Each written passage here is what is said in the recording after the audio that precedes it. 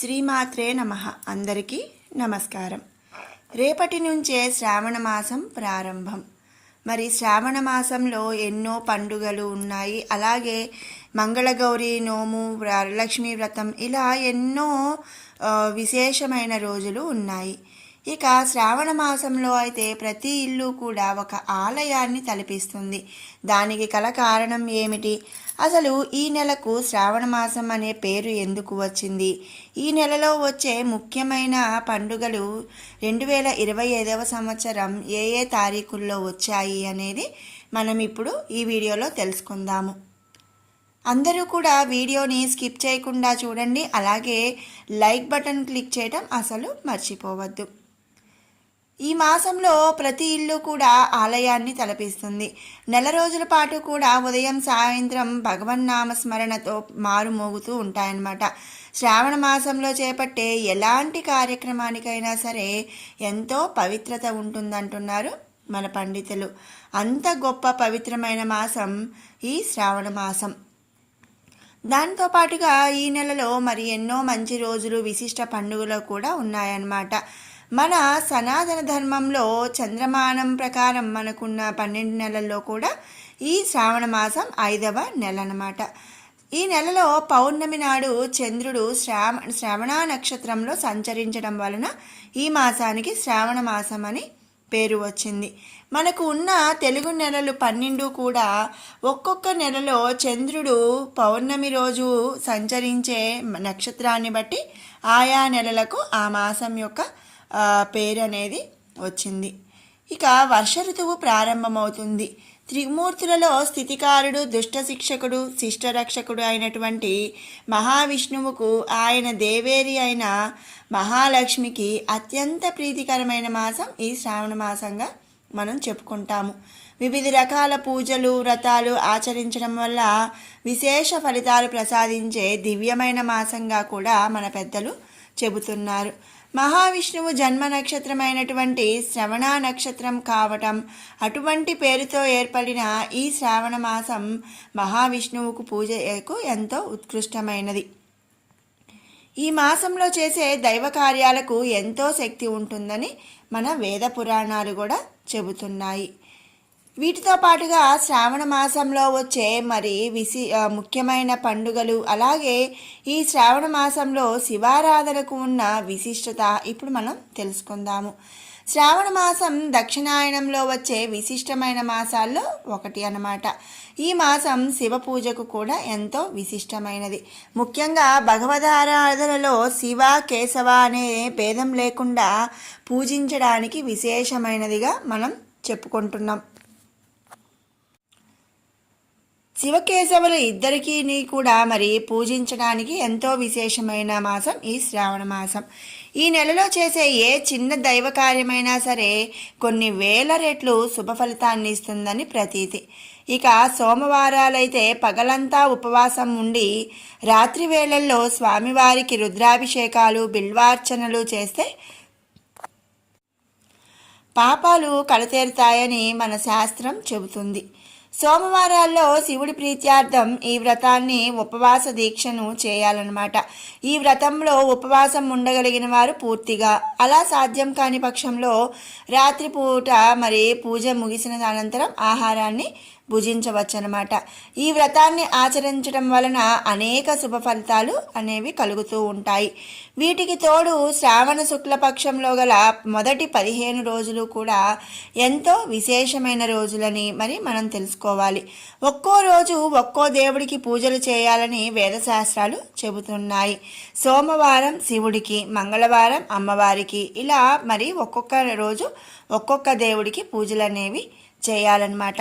ఈ మాసంలో భక్తితో ఆచరించే ప్రతి పూజకు కూడా తగిన ప్రతిఫలం ఉంటుందని మన పురాణాలు చెబుతున్నాయి. ఇక శ్రావణ మంగళవారం, ఈరోజు మంగళగౌరి వ్రతం జరుపుకుంటారు. శ్రావణ మాసంలో అన్ని మంగళవారాల్లో చేసే వ్రతమే మంగళగౌరి వ్రతం అన్నమాట.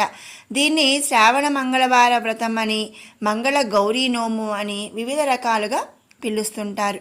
ఈ వ్రతాన్ని గురించి నారదుడు సావిత్రికి, శ్రీకృష్ణుడు ద్రౌపదికి తెలిపినట్లు మన పురాణాలు చెబుతున్నాయి. ఈ వ్రతాన్ని కొత్తగా పెళ్ళైన వారు ఆచరించాలన్నమాట. వివాహమైన తర్వాత వచ్చే శ్రావణ మాసంలో ఈ వ్రతాన్ని చేయటం అనేది ప్రారంభించాలి. శ్రావణ మాసంలో వచ్చే అన్ని మంగళవారాల్లో కూడా ఈ వ్రతం క్రమం తప్పకుండా చేయాలన్నమాట. ఇలా 5 సంవత్సరాల పాటు మంగళగౌరి వ్రతాన్ని ఆచరించి ఉద్వాపన చేయాలి. దీంతో వాళ్ళు నిండు సుమంగళిగా ఉండడమే కాకుండా వారి కుటుంబంలో సుఖశాంతులు అష్టైశ్వర్యాలు ఉంటాయి అని చెప్పి మన పురాణాలు చెబుతున్నాయి. ఇక వరలక్ష్మి వ్రతం శ్రావణ మాసంలో పూర్ణిమకు ముందు వచ్చే శుక్రవారం ఈ వ్రతం చేయాలన్నమాట.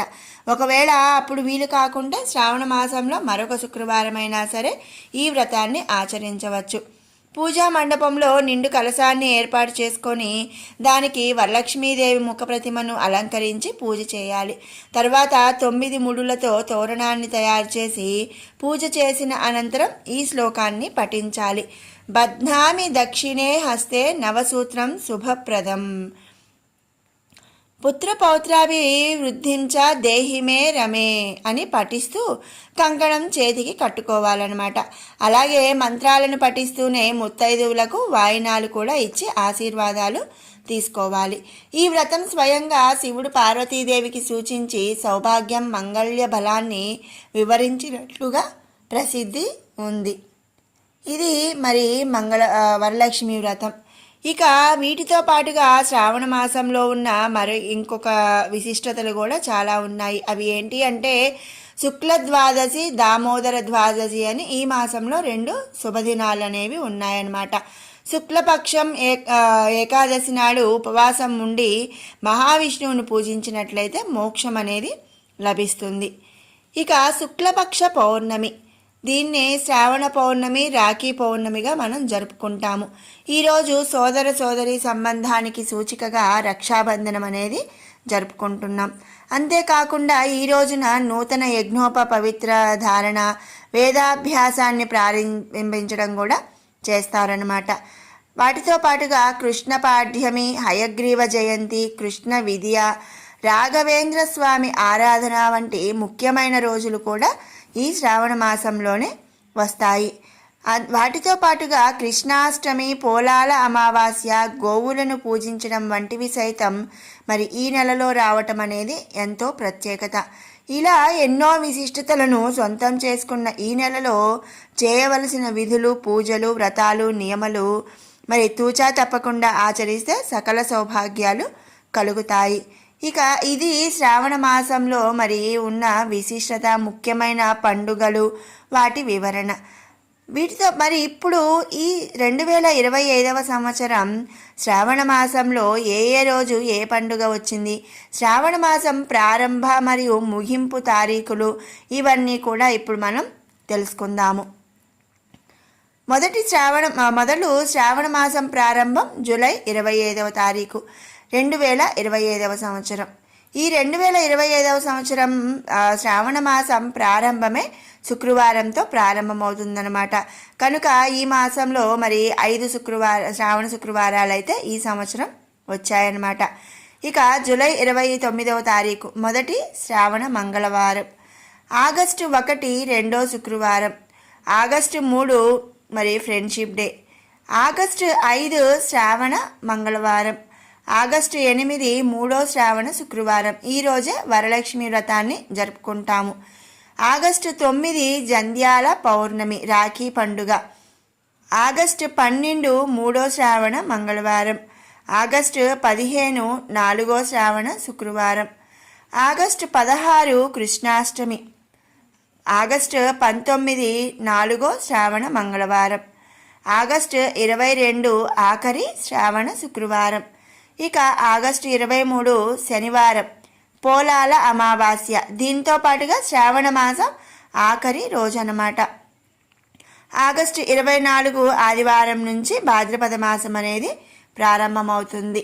ఇది 2025వ సంవత్సరంలో శ్రావణ మాసంలో వచ్చే మరి ప్రారంభ మరియు ముగింపు తేదీలు, అది దాంతోపాటుగా ముఖ్యమైన రోజులు, వాటి ఏ రోజుల్లో వచ్చాయి అనే వివరం అన్నమాట. మీకు ఈ వీడియో నచ్చినట్టయితే మరి లైక్ చేయండి, షేర్ చేయండి. అలాగే మరిన్ని మంచి వీడియోస్ కోసం మన షడ్రుచులు బై కిరణ్ ఛానల్ని సబ్స్క్రైబ్ చేసుకోండి. Thanks for watching.